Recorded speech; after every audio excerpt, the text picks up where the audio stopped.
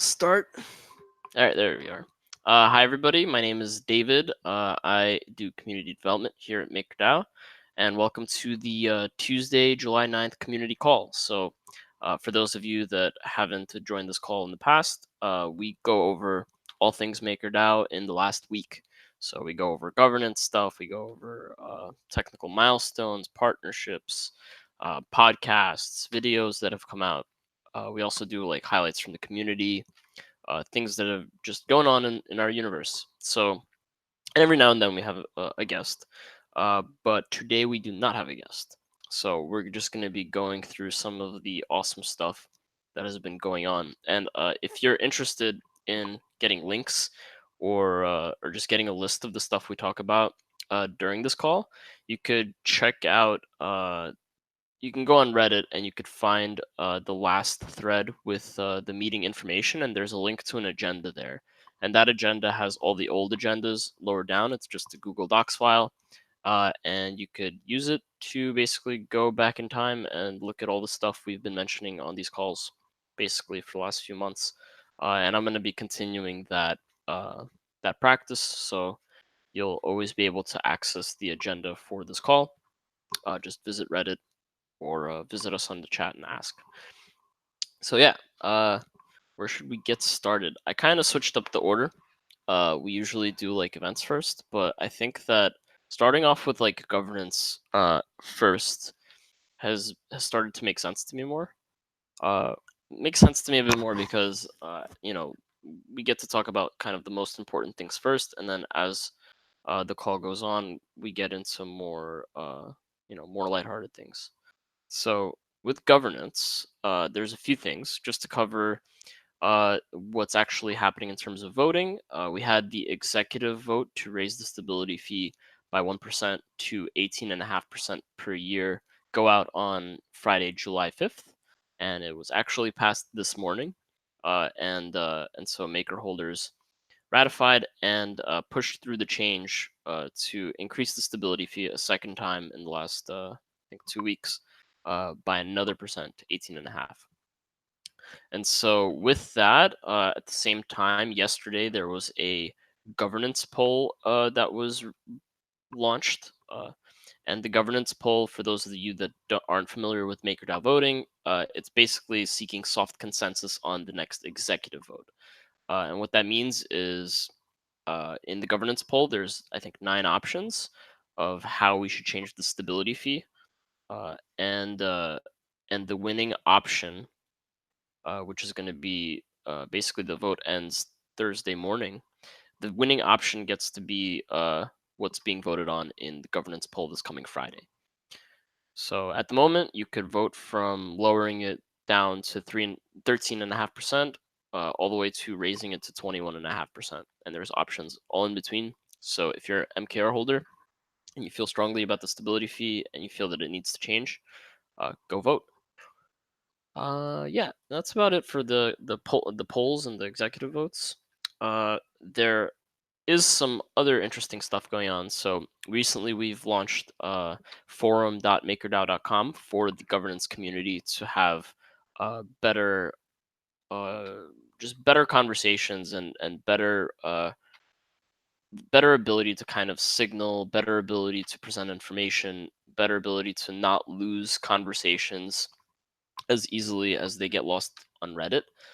So we've created forum.makerdao.com, and it's very useful, and there's a lot of really great threads that have already uh,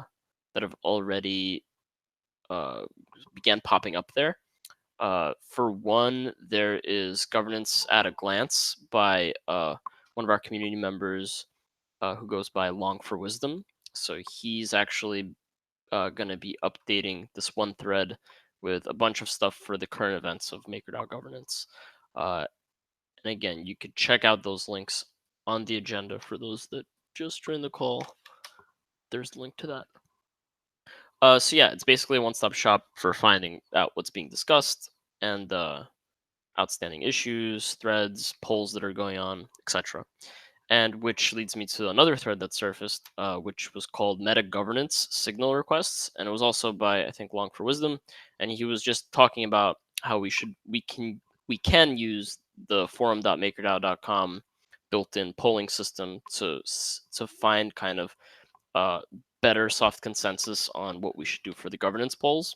And if you guys haven't been around governance at Maker for the last few months, we've been struggling with deciding how how do we decide what to run a governance poll on, since every week it's been on the stability feed, but uh, there is a coming issue with the debt ceiling it's approaching, and so uh, we are seeking basically from the community to decide to basically take a break from stability fee votes and put in a debt ceiling vote. And the way that that's going to happen in the very near future is through our governance 1.5 dashboard. So if you guys aren't in the know, we're going to be upgrading MakerDAO governance dashboard to basically make it so that we can run as many governance polls at the same time as we want. At the moment, it's limited to one vote at a time, and that's even between governance polls and executive votes. So it's not a very robust system at the moment, but that will be getting improved. But before it's improved, we're going to be using the polls on the forum just to find better signal than asking in the governance call or guesstimating from Reddit upvotes. Besides that, we also posted a thread. It's a wanted thread. We want a governance dashboard, so we're pretty much seeking through the MakerDAO grants program to find and fund somebody who's willing to build kind of a governance information dashboard. It should display polls and votes, total stake weight per option per vote, like archived information as well for like past votes. Should do like any information of interest related to governance. It should do well to kind of capture that and present it to anybody that visits the site. And so we're looking for somebody who's interested in tackling a project like that. And you could find out more at this link specifically. If you have friends that might be interested in a project, send that over to them and have them reach out to us, because we're interested in making governance better. And I think that that would be really great to have some better analytics of voter turnout, what's been going on, and etc. All right, so that's been my spiel for governance. And by the way, anybody on the call, feel free to interrupt me. Feel free to add any details. Feel free to even ask questions. This is as much as I like hosting and commentating this call. I am just a facilitator. This is really for you guys, and I'm happy to do whatever you guys want. So feel free to interrupt. All right, so moving forward to partnerships and integrations. This week we saw a couple of things, actually more than a couple, but hold on before I get into that. Oh yeah, comment, give us free money. Yeah, I mean, just use Compound, man. It's like 9% of free money a year.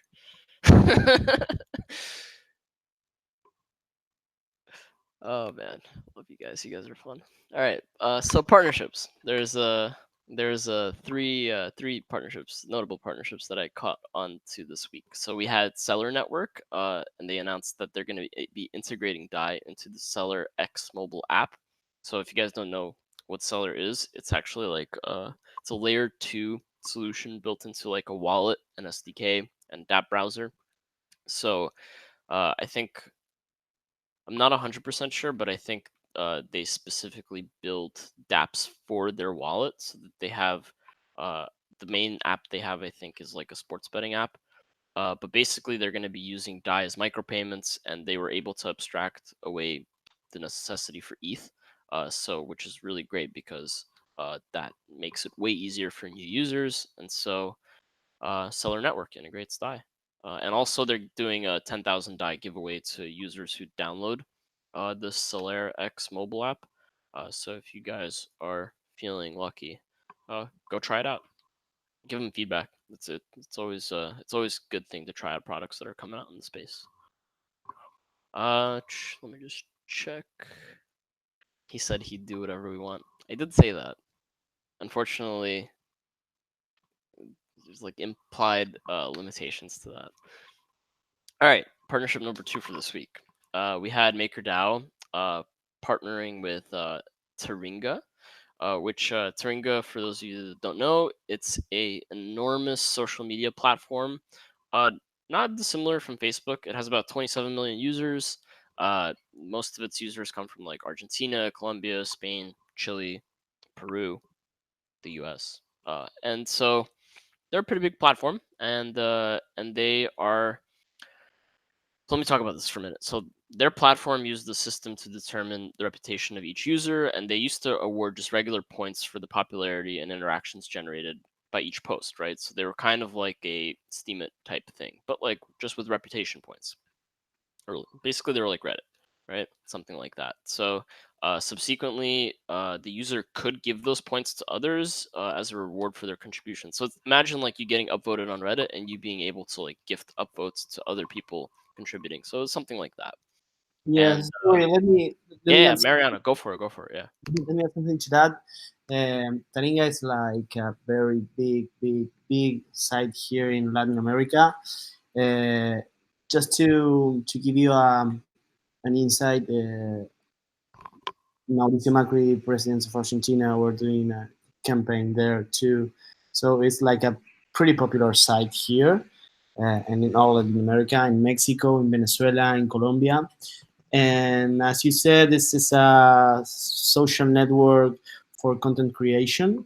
You can uh, create content, share there your creations, get upvotes, get this kind of karma thing, and they are called Taringa points. And the first step of this partnership will be that you will be able to redeem your Taringa points for Dai. So every user in the Taringa network will have a Dai wallet, right? Just Dai, no Ethereum, it's only Dai. Hmm. Uh, and they have these communities inside the platform. There are very big communities.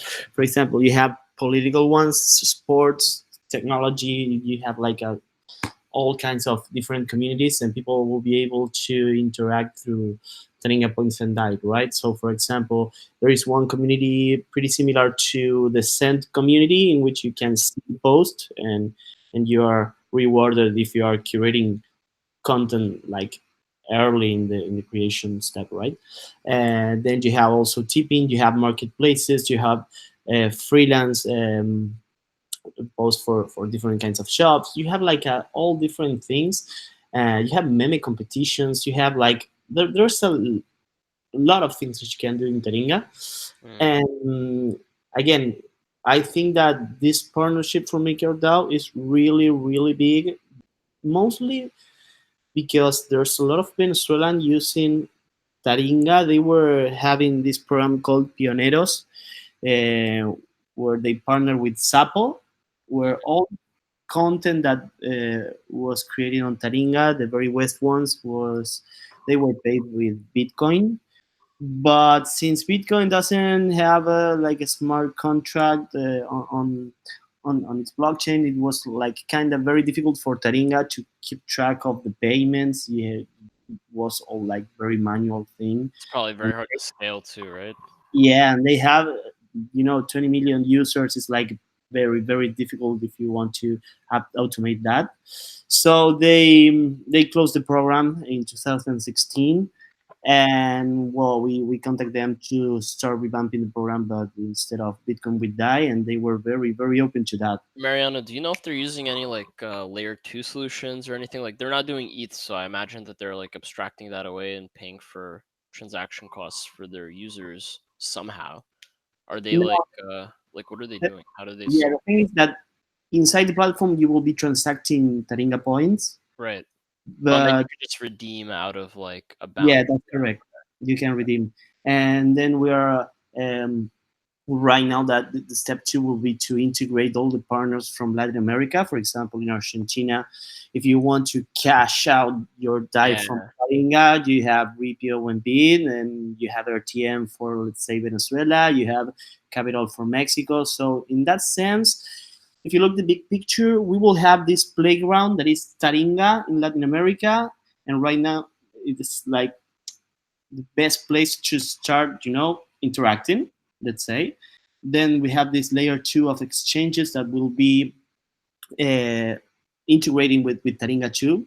So we Hmm. are creating this sense of really huge network where people can interact, and those interactions can be valuable, and they will be using Dai to cash out. Let's say that Nice. it's Are they starting the program with like a limited run of people and or like to one community, or are they just like all users now have a Dai wallet and now all users can do this? Or are no, they it kind will of like be starting at small? the yes at the very beginning would be like a small community, um, and they will be onboarding like the oldest users of Taringa. You Hmm. know, like you have in this kind of networks, you have these influencers. Let's say, let's Right. put that name, and they will be the very first one to start using this conversion from Taringa points to Dai. And the very first community to use this will be crypto community and economics community, right? Right. And then as long the program gets better and they will be fixing bugs and that kind of things, they will be adding more and more communities and more people to that. So And probably Mariana, in 1 year, the whole community will be having Dion oil. I'm with it. So Mariana, a couple questions for you. Haynes from the chat asks, will it be on chain or on like a side chain? No, it will be like a side chain, but not side chain on blockchain.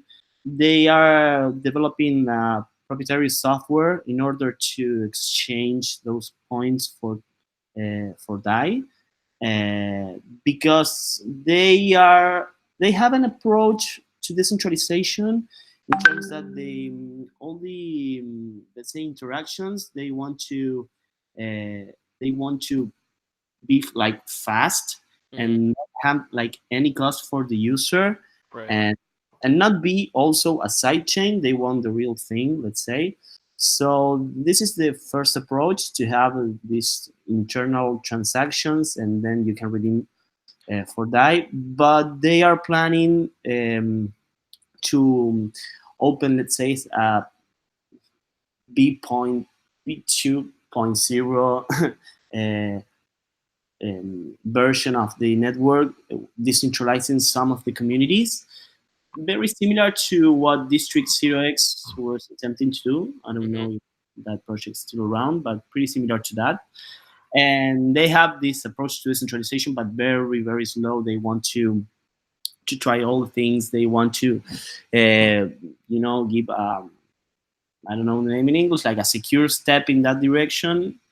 Um, So I have a quick question. So Taringa has like these reputation points, right? And eventually, with this program, users are going to be able to swap their reputation points, and they're going to redeem them for Dai. Who like if that's eventually going to spread, does that mean that these reputation points inherently become valuable? Like, what governs the exchange rate? Is the company itself just like fronting a ton of cash to like make this thing happen? 'Cause Yes, and I'm yes, like and that's a I'm very so good question. fascinating by that. Not all the repetition points that people has right now will be able to be converted into that. Hmm. There will be like a new reputation points that are able to convert that they are able to Got it. convert it to that, right? So, for example, if someone has, let's say, to put a number, 100,000 points of reputation, that doesn't mean they will have 100,000 k 100,000 die, right? I was about to say I better go start using this platform. Yeah. No, it doesn't mean that. They Right. will be starting a new reputation system, Hmm. and very slowly they will be injecting like dye into the content Hmm. to start people getting more points and dye and that kind of thing. Got it. Putting the snowball to roll. Yeah. Yeah, I'm excited to read more about the ins and outs after they launch it and after it has some runway. Yeah, this is a super cool partnership. Yeah. All right. So moving ahead, if anybody has any other questions about that, feel free to ask. But moving ahead, the only other partnership I saw this week was MakerDAO and KeepKey. And so KeepKey, if you don't know, they're a hardware wallet. I think they're created by like Eric Voorhees and like the Shapeshift people. I think it's created by like that whole. group of people. But they updated their most recent firmware to be able to interact with the new My Ether Wallet CDP portal. So if you don't know about that, the My Ether Wallet launched a dApps section on their website where you could basically connect, your wallet to My Ether Wallet, and you could use a CDP portal, their own CDP portal. So yeah, so now when you do that with a keep key, you actually on the keep key itself, you actually see the details of each transaction that you perform. So when you're setting up a proxy, when you're borrowing some amount, when you're paying back some amount, you get like the full text of what you're doing with each transaction, which doesn't really exist for Trezor at the moment, and I'm not sure that it exists for Ledger either. But yeah, I thought it was pretty cool. Yeah, so that's it for partnerships. There was only one uh interview thing that I saw this week. It was Stephen Becker, the president and CEO of Maker Foundation, and he was on CES Tech Talk, so CES Tech Talk. He was it was a pretty short interview, maybe 10-15 minutes, and he talked a bit about Maker, the future, securitization of tokenization of securities, things of that nature. So check it out. It's always soothing to hear Steven talk. He has one of my favorite accents. So yeah, that's about it for all the official stuff. Oh yeah, and there's one other thing. We hit 2,000 MKR in the burner, which is a milestone, right? So that was pretty exciting to see this morning. But yeah, as for all of that, yeah, all the official stuff is done. I'm gonna get into some highlights from the community this week, and one of my favorites is actually Maker Burn, but I'm gonna talk to you guys about that one after. Yeah, burn that MKR. Cybul knows what's going on, but so there was a Reddit thread this week on the MakerDAO translation project. So, uh, if you guys have been attending the calls for the last few months, you'll know that Marcin, also known as Reuptaken, kind of spearheaded this translation initiative, and we worked together to kind of put together a workflow and a program to help give out Dai bounties to people in our community willing to translate things like FAQs, governance summaries, etc. But we started off with FAQs, so about half of them, which was I think five or six documents in total. And so to date, we've had these documents translated into over I think 7 languages in full, and I think it's over like 36 documents in total that have been translated. Uh, and we've given out about, I think, 10 or 15K in Dai bounties. I think something like that. So the translation project is doing really great, and I'm really happy to see that we're able to, uh, you know, feed our community and help our community build Maker. So it's really nice. We got things in Chinese and French and Italian and Japanese, Korean, Polish, and Spanish. So 7 languages. But now we're launching the next batch of MakerDAO FAQs. I think we're completing the sets to 4 of those languages before we move forward. But yeah, we're perfecting the program and things are going well. So if you're interested in doing a translation and you know Chinese, French, Italian, Japanese, Korean, Polish, or Spanish, hit up Reuptaken or just join us on our Rocket Chat and find the translation channel. So there's a dedicated channel to this program, and you could talk to other people that have done translations and have edited docs, or you could talk to us. To be uptaken, or me, or I think David Hoffman's in there too. Not sure. But yeah, that's about it. So for developer creations, ha ha ha. One of my favorite things came out this week called Maker Burn, and honestly, I like it a lot because of the little animations at the top of the page. It just looks like it works really well. Like I like seeing that the decimal points move without lag. Uh, so yeah, MakerBurn, and it's created by a user called My Ether Roll, and I think it's the same guy that actually created My Ether Roll.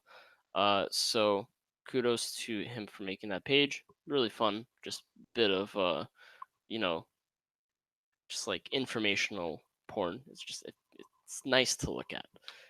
But anyway, that's the more exciting developer creation of this week. Besides that, we also saw the guys at Instadap, Someway, and his brother. Uh, they launched a decentralized bridge between MakerDAO and Compound Finance. And if you don't know what that means, uh, Compound Finance is a secondary lending platform. So anybody with crypto can go on Compound, go on the DApp, enable whatever asset they want to enable, and they can lend it out or borrow it, right? So it's really really cool because the rates between MakerDAO, Dai borrowing is different than Compound Dai borrowing. I think on Compound right now it's 13%, where on MakerDAO it's 18.5. So what InstaDApp's bridge between MakerDAO and Compound does, it allows you to refinance your debt to the cheaper platform. And in order to do that, it basically InstaDApp's liquidity contract. It pays back your CDP debt and withdraws the ETH and moves it to Compound, and then the equivalent debt is drawn from Compound and pays back the liquidity contract on InstaDApp to basically compensate them for the debt that they paid for you. So they do like a really cool switch, and they just use this liquidity contract in the middle to help facilitate it. And you could, in a very few amount of clicks, refinance your debt and save yourself some money. And this is really, really great because it makes user behavior more efficient. So as you know, like there's this big kind of conversation going on in the MakerDAO design in how monetary incentives work. And so it was always thought from the beginning, from the white paper, that all right, you increase the interest rate, the Dai supply is going to go down because less people want to borrow at high rates. Or if you decrease the interest rate, more Dai will be generated because it'll cheap capital costs will attract borrowers. But uh, uh, but when we actually started doing this in practice over the life of the system, you always see this kind of delayed effect, and you don't really know immediately if the stability fee changes, if the stability fee adjustments, you're passing as a governance body are working. It's mostly due to the inefficiency of the market and people taking their time to refinance, people knowing that they could refinance but don't want to take the 15,000 steps to do so. And so whenever I see something like this, like the bridge between MakerDAO and Compound, that makes it way easier for users to basically refinance, and that helps the Dai price indirectly, but just creates a more efficient market. And I really love seeing things like this, and it makes me excited for the future because I imagine that people like Instadap and other like third party platforms that kind of like aggregate all these protocols together and make like a one stop shop app for all of your like financial like needs, maneuvering, whatever you want to do. uh they're going to be really cool. Like I can't wait till there's a bridge between everything, right? Just total interoperability, couple clicks here, couple clicks there, instead of having to know all the technical details and having to take so many steps to manage your crypto assets. So that was really exciting. I'm very happy that Instadap did that, and I think that they are killing it. Actually, might invite them to the call soon. They have so Someway has been on the call a couple times, I think, in the last couple of years, but in the last year even. Uh, yeah, but can't give enough kudos to them. They're doing great things. Yeah, Daniel echoes my sentiment. The Instadap guys are incredible. That's for sure.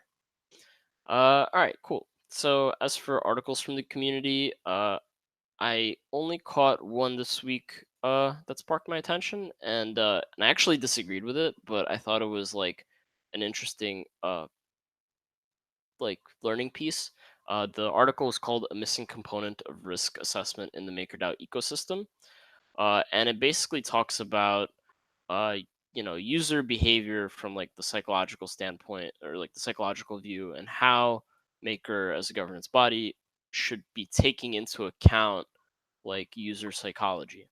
And I argued against it, saying that basically, like, your exposure risk, your loss given default, your probability of default, those variables already kind of take into take into the equation user behavior, because probability of default is just the probability that somebody's CDP is going to be defaulted, and that can be guesstimated without needing to dive into the further kind of complexity of human psychology. Which, number one, there's a million cohorts of human, of different types of humans, different types of user behaviors, different things that influence them.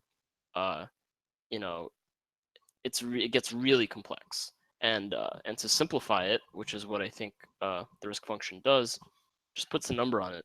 You know, that's probability of default, loss given default. You know, those kind of variables capture that reality. But it is a good point, and it's something interesting to consider, and it's definitely something that helps you think about this whole system in general, right? Like, it's a market. There's so many different user cohorts. Everybody's doing things out of their own interests, based on their own sort of context, and it was a article that sparked some thought, which is why I added it here. So definitely read it. It was well written. It's a good article. There was a handful of great threads as well. So there was the thread that actually, okay, so I put this thread in here because I thought the comments were brilliant, and it showed a shift around the narrative of the stability fee. So the title of the thread is it me, or is 17% plus of MKR fees to pay back your DAI kind of high? With those interest rates, might as well get a traditional loan. So we've seen a bunch of these kinds of threads in the near past. And so in the comments, I think 99% of those comments were basically saying that margin lending rates are about that high, so it's not really that unfair. And number two, like, this is just the equilibrium rate for DAI to be stable at its peg. Like, if this was too high of a rate, then you would probably see a premium in DAI, and the rate would have to decrease. So it's really nice to see that the community and people that are actively part of this conversation have actually kind of wrapped their head around that type of narrative, where in the beginning people were really shocked that the stability fee went from 0.5% to 19.5%, uh, because they just didn't understand the context of the market. And I think that now that some time has passed and people have begun to digest the reality of how these rates work, it's a lot. It's not as bad as people think it is. It's not as demonized as it was a couple of months ago, or even a few weeks ago, really. So I was really happy to see those comments, and people understanding kind of the reality of the situation. So yeah, another great thread it was on lost DAI and the DAI savings rate, and it was basically just a thread that talked about what happens when people kind of lose their DAI, if, like, DAI gets stuck in the DSR forever, right, and just never comes out. Uh, and actually, I think yeah, Matthew commented on the post, like, the perfect answer. Uh, Basically, like, lost DAI would continue to earn some fractional interest forever, but it's basically like it's completely inelastic. There, it basically becomes a non-issue. Is all it is. It just adds to the bottom of the pile. I'm not really doing great to explain it, but you can go read the thread. It's linked in the agenda. I thought it was an interesting point and answer. And the last thread that I pointed out this week was navigating the waters between single collateral DAI and multi collateral DAI with the DSR. And so this has actually been part of a greater discussion in Maker governance, where we're talking about how do we think about setting stability fees in multi-collateral DAI versus single collateral DAI, where in single collateral DAI we use stability fees as we kind of ignore the risk premium of the underlying asset, and we just use stability fees as uh, a policy tool for DAI's monetary policy. But uh, in multi-collateral DAI, all of these stability fees will be based on the risk premiums, and they will be based on, like, the fundamental risk analysis of each underlying asset. Uh, but it's still, how do we think of the stability fee as a policy tool? Do we want to adjust the stability fee for monetary policy? Will we be using the DSR primarily, which seems to be the consensus? Uh, and so that whole conversation, it gets pretty complex, and so there's a wonderful thread on forum.makerdao.com where a bunch of the people from the community are talking about it. And this has been a running conversation for a few weeks, and I think it will be a continuing conversation for a few months because uh, it is really interesting to identify and solve the divide between governing monetary policy and appropriately charging borrowers based on the collateral that they're putting up. So check it out, enjoy, join the conversation, read the conversation. uh yeah. So that's about it for my recap of all things MakerDAO this week. And the last thing I'm just going to go over is some events. We're super dry on events this week, actually. There's only one that I know of, and it is in Korea in Seoul. Uh, our man Du is going to be giving a presentation at the crypto mass adoption event with MakerDAO, Digix, Pundi, and PundiX. So we're going to be over there. And then the only other two events on the horizon, there's events on the horizon, but the two big events on the horizon are our participation in Berlin Blockchain Week, which is actually kind of like 4 or 5 different events. And they span between August 19th and August 28th. So check us out. We're going to be there in Berlin participating. And then we're going to be at DEF CON 5 in Osaka, Japan in October. So those are the big events that are coming up. As for the small events, I'll keep updating you guys week to week what's going on. And so yeah, that concludes kind of my recap of the week. And let's see if you guys have any questions, comments, discussions you guys want to have. We still have 20 minutes left in the call. As usual, happy to talk to you guys and see what's going on. Yeah, this is totally unrelated to anything you just talked about, but it's something I've been tumbling around in my head. Let's I do kind of want to go over. So in the transition to multi-collateral Dai, which seems to be relatively soon, to my knowledge, the ideal scenario is every CDP holder buys back the Dai that they've borrowed, repays their debts, and then transitions to the new system. What about all the Dai that's been lost in the last year and a half or so?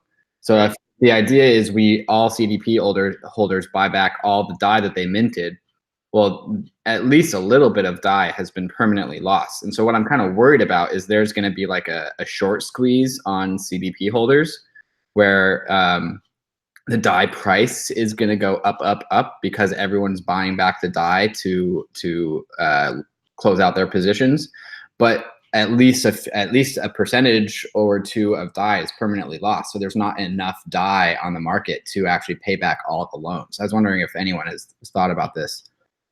I've seen a lot of interesting conversations about that, and I think that it's pretty much a non-issue because of how like the time series of it, right? So you're gonna have a transition period of 6 months where if as a CDP holder you'll be able to transfer your CDP, exchange your Dai, and we're gonna the foundation is gonna kind of give all the tools to make that easy on users, but at a certain point it's gonna be globally settled. And Oh, sorry, reading the chat. Yeah. So at one point, it's going to be globally settled, and what happens at global settlement is that uh, Dai holders can redeem $1 of collateral immediately from the system. So all the collateral gets pooled, and it's nobody's, and all the Dai that's out in the public is now basically like the public's, right? And anybody with Dai can redeem ETH, and if effectually any Dai that's lost is just going to end up being ETH in CDPs that's going to be lost. So, which is not necessarily a problem, is what I'm trying to say. And Yeah, that makes sense. I'm not doing the answer justice, but I think there was a really great Reddit conversation that I saw a month or two ago about this. I'm gonna try to see if I could find that and link it to you. But yeah, I don't. There aren't really big like liquidity concerns or yeah. If anybody else has thoughts on it, I'd be totally curious. But I'd still definitely have to develop my own answer to that.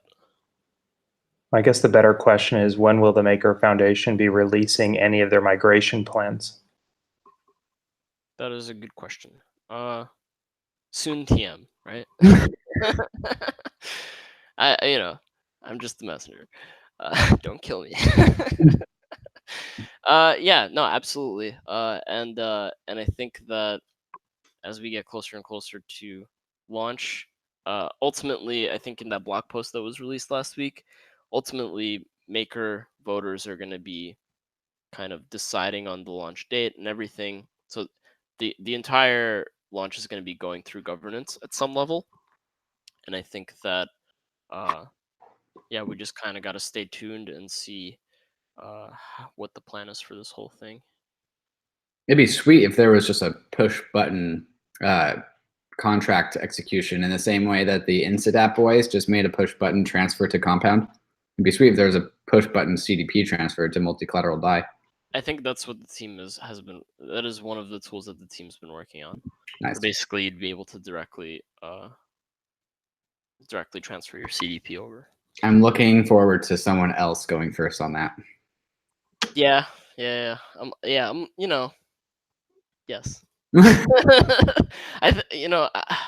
It's so hard. Like because I know that like right now my thoughts are totally not in the highest resolution as they will be when like the day comes when these tools are in front of me, right?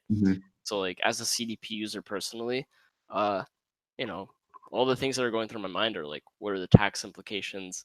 Am I going to be able to do this without incurring some sort of like annoyance with taxes? How far in advance is Maker planning to inform all the parties that have single collateral Dai that they need to be doing a swap to multi, like the actual token itself, merchants, vendors, etc.? Yeah. So the transition period is kind of undefined, right? It just depends when, like both systems are going to be launched in parallel. So multi-collateral Dai is going to exist alongside single collateral Dai, and there's, I think for some while, there's going to be two different versions of Dai, and we've already created like developer guides, documentation for our partners on how to upgrade to multi-collateral Dai. And even how to have like both old Dai and new Dai. But I think that there's going to be even more documentation coming out, and I think that our business development team and integrations team are going to be working pretty close with all of our existing partners in the case that they have trouble upgrading or anything of that sort. So we have those bases covered, hopefully, I imagine. All right, let me catch up in the chat. Let's see. Haynes, hey David, are you aware of a development of a POA network based on CDAI? A network wallet that pays interest while having zero fees would be the killer app of personal money. It would be so easy to persuade people to use it. I personally don't know anybody who's doing that yet, but I agree. That would be really cool. Here's something I've thought about too. Like, what happens if CDAI just takes over Dai as like the peer-to-peer cash currency? Like, what if we never paid each other in non-interest bearing currency in the future? That'd be crazy. That would be crazy, and like it's a real possibility, but Yeah, I mean, you're skipping over the step where the supply and demand of the price is controlled. We have monetary policy, and CDAI is an abstraction of it. What'll end up happening, I think you'll see, is CDAI will compete directly with Dai that'll. I mean, like the question is like how much Dai will be put into the DSR, and whenever that launches, that number is going to be well above 90%, and then it'll be 94, then 95, and pretty soon Dai that's inside of the DSR will be traded in exchanges instead of Dai outside of the exchange. And all Dai will be in the DSR, and that'll be what's competing with CDAI. Does that make sense? Right. Dude, that's really crazy. It's like basically putting a a savings account wrapper on cash. It's like, you know, like Yeah. that's so freaking cool. Like, It's can you tokenize Dai in the DSR? Say that again. Can you tokenize Dai in the DSR? I don't see why not. Well, I mean, isn't Go ahead. I don't know the answer. I mean, because if you can, then it's just like a competing C Dai. Exactly. Yeah. But I think Yeah. I guess my point is, I think what you'll end up seeing is that people will start using Dai that's already in the DSR as just normal Dai. Like right now, we're thinking about that you lock it up into a contract, and nobody else would accept it as a token. Mm-hmm. And my point is exactly, I think what you're saying is if it's tokenized or if it's in your own custody and you can transfer that locked contract to somebody else, what's the difference? Right. So Matthew, do you think that that would disrupt the utility of the DSR altogether in its ability to? No, I think it enhances it. I mean, now you're talking about being able to go from a US dollar that's $1 directly to Dai, Mm-hmm. but it's not 1-to-1. I mean, it is 1-to-1, but it's 1-to-1 plus, right? Yeah. It's 1-to-1 for that one moment, but the next minute you're earning interest. Which then it kind of forces the other reverse question of why would you have cash sitting in your checking account? When you could have a Dai. Exactly. Oh yeah, totally, man. That's gonna boost up the demand like crazy, but it's not gonna do anything to dampen supply. So like DSR originally I tried to do both, right? I disagree with you on that one, but yeah. Yeah. Yeah, I mean, it's supply demand, 6 one way, half a dozen the other, right? I mean, see, the question is who would be buying the Dai that has a DSR, right? Right. That is the question you're asking, right? And that comes from, at some point, call it a capital market bridge. When you start connecting the capital markets directly to Dai, then your question is, what are you competing with? Mm-hmm. And when capital markets can find a way to earn I don't know what the DSR will launch with. I don't know where it'll peak out at, but it can't get, well, of course it can do anything, but I can't imagine it getting too terribly high before hedge funds of the world start figuring out that they can capture absolute raw alpha Oh yeah. and just sit and wait as compared to being in cash. And the more of those folks that figure that out, the more the margin's gonna get squeezed. It's gonna be eaten up. but that then I mean it's kind of a joke, but also similar. I mean, I don't know if you're old enough to have ever played the game Hungry Hippos, but it's largely that same context. So the moment that extra spread is out there, it'll be a question of who can gobble it up. Right. Exactly. Geez, that's gonna be so interesting to see what consumers end up transacting in, because if consumers can very easily have C Dai or DSR Dai, that's So basically go one step yeah. one step further about the staking for Ether. I mean, where it's going to be a competition on yields as to how much yield will you demand before you're willing to stake your ETH versus just buying Dai and putting it in the DSR. God, I'm really curious about how yields will do over time in response to like the overall volatility of the crypto economy, right, as a whole. I figure that because it's very volatile and because of all the trading and like financial activity on it, the yields are high because there's a lot to kind of scrape from, even though it's a relatively small market, right? It's hilariously small. It's Yeah. not small. It's ridiculously small. Yeah, yeah. Yeah, this is good. I'm very glad that we are here together, guys. This is a really exciting thing to witness in human history, in my opinion.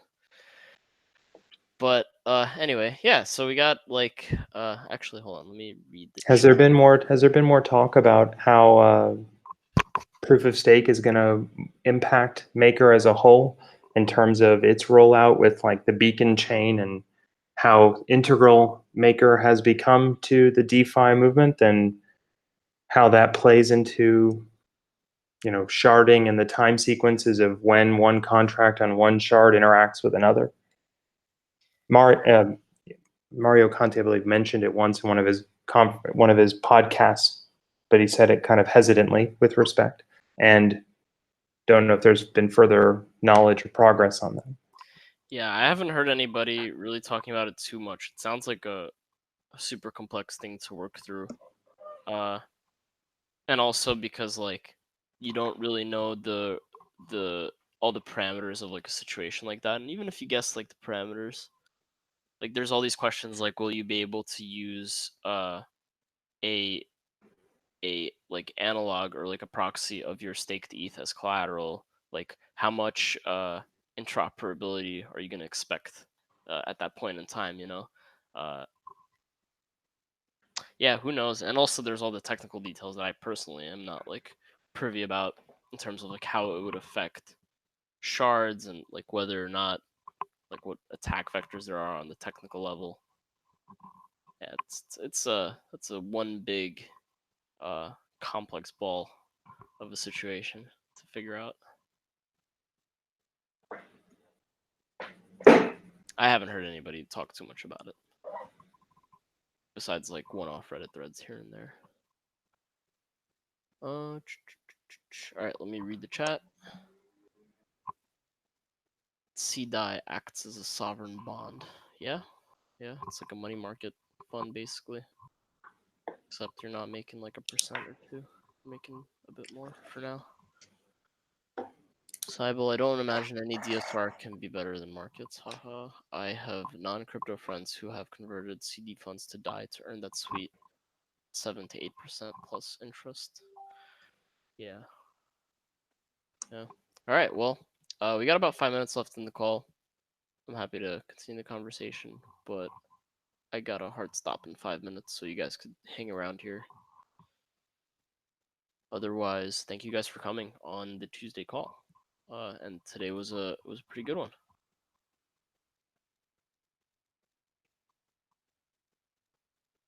Take care, Mariana. All right, I'm gonna end it here. Yo, Matthew, thank you for coming on the call, man. It's always a pleasure to talk with you. No worries. All right, guys, take care. Thanks.